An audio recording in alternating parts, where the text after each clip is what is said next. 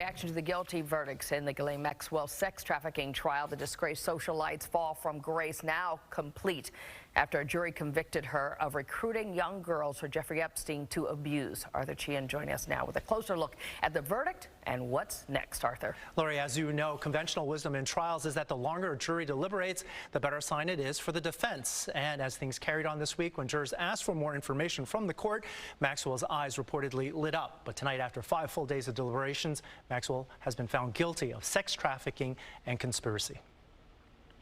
A stoic Ghislaine Maxwell stood as a guilty verdict was read, finding the British socialite guilty on 5 of 6 counts. The outcome, a relief to the woman who have spent years fighting to hold her accountable for helping Jeffrey Epstein recruit and groom teenage victims for sexual abuse. After the verdict, U.S. Attorney Damian Williams called her crimes one of the worst imaginable. The road to justice has been far too long. But today, justice has been done. Prosecutors built the core of the case around 4 victims who all testified during the month-long trial.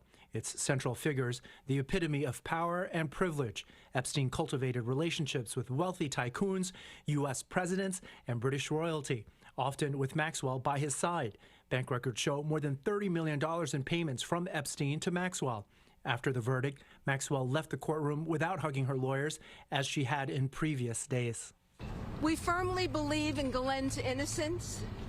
Obviously, we are very disappointed with the verdict.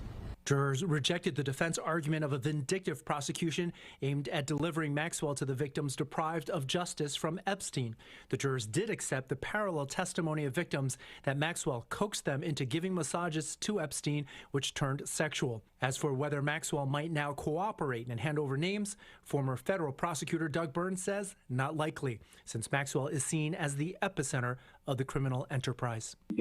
It's almost analogous to, a supplier of narcotics and a consumer. If there's going to be any cooperation, it'll be the defense seeking it. I'm not sure they're going to be granted that opportunity. Now, a sentencing date has yet to be set. Maxwell faces a maximum of 40 years in prison.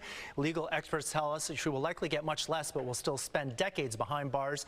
And Lori, she is currently 60 years old. All right, Arthur, thank you.